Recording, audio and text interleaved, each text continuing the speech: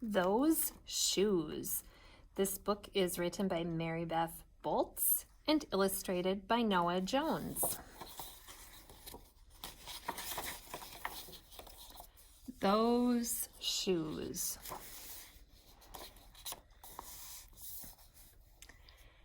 I have dreams about those shoes. Black high tops, 2 white stripes.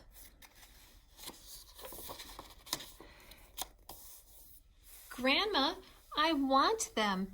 There's no room for want around here, just need, Grandma says. And what you need are new boots for winter. Brandon T. comes to school in those shoes. He says he's the fastest runner now, not me.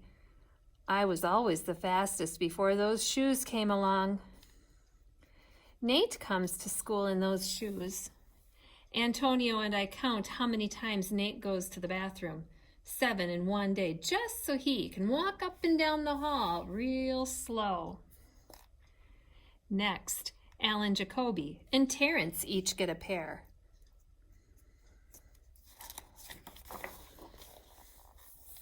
Then one day, in the middle of kickball, one of my shoes comes apart. Looks like you could use a new pair, Jeremy, Mr. Elfrey, the guidance counselor, says. He brings out a box of shoes and other stuff he has for kids who need things. He helps me find the only shoes that are my size. Velcro, like the ones my little cousin Marshall wears. They have an animal on them from a cartoon I don't think any kid ever watched.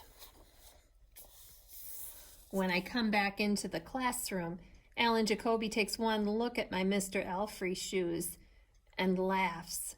And so do Terrence, Brandon, and everyone else. The only kid not laughing is Antonio Parker.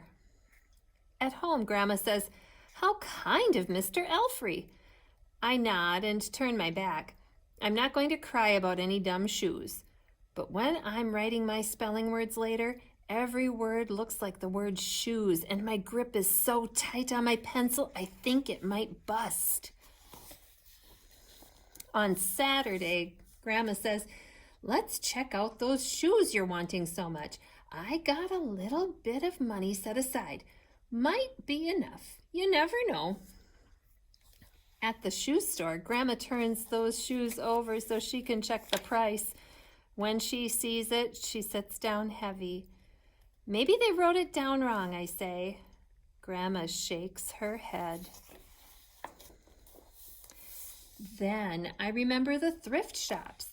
What if there's a rich kid who outgrew his or got 2 pairs for Christmas and had to give one of them away? We ride the bus to the first thrift shop. Black cowboy boots, pink slippers, sandals, high heels, every kind of shoes except the ones I want. We ride the bus to the second thrift shop. Not a pair of those shoes in sight. Around the corner is the third thrift shop. I see something in the window. Black shoes with 2 white stripes. High tops. Perfect shape. $2.50. Those shoes. My heart is pounding hard as I take off my shoes and hitch up my baggy socks.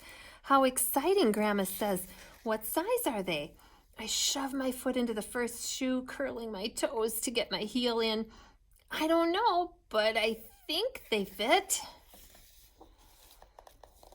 Grandma kneels on the floor and feels my toes at the end of the shoe. "Oh, Jeremy," she says, "I can't spend good money on shoes that don't fit." I pull the other shoe on and try to walk around.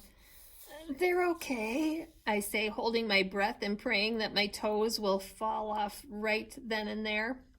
But my toes don't fall off.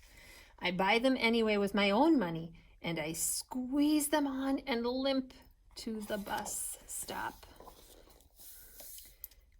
At home, a few days later, Grandma puts a new pair of snow boots in my closet and doesn't say a word about my 2 big feet shuffling around in my 2 small shoes.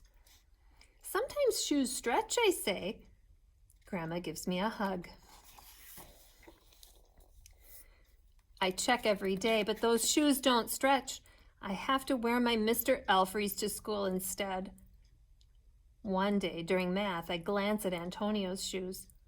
One of them is taped up, and his feet look smaller than mine. I'm going to zoom in a little bit there so that you can see that picture. So we can see his shoe is taped up. After school, I head to the park to think. Antonio is there, the only kid who didn't laugh at my Mr. Elfrey shoes. We shoot baskets. A loose piece of tape on Antonio's shoe smacks the concrete every time he jumps. I think, I'm not going to do it. We leap off the swings. I'm not going to do it. We race from one end of the playground to the other.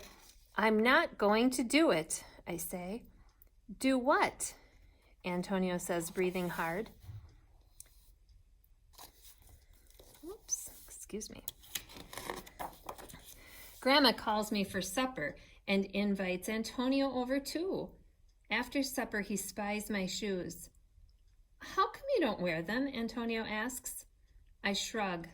My hands are sweaty. I can feel him wishing those shoes were his. That night, I'm awake for a long time thinking about Antonio. When morning comes, I try on my shoes one last time.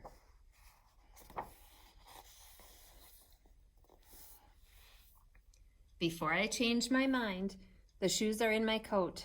Snow is beginning to fall as I run across the street to Antonio's apartment. I put the shoes in front of his door, push the doorbell, and run.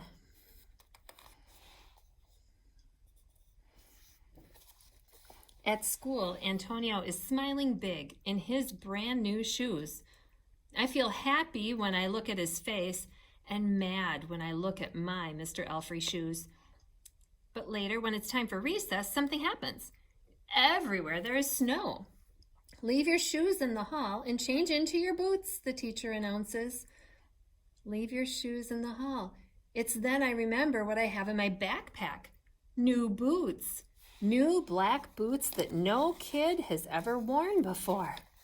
Standing in line to go to recess, Antonio leans forward and says, "Thanks." I smile and give him a nudge. Let's race.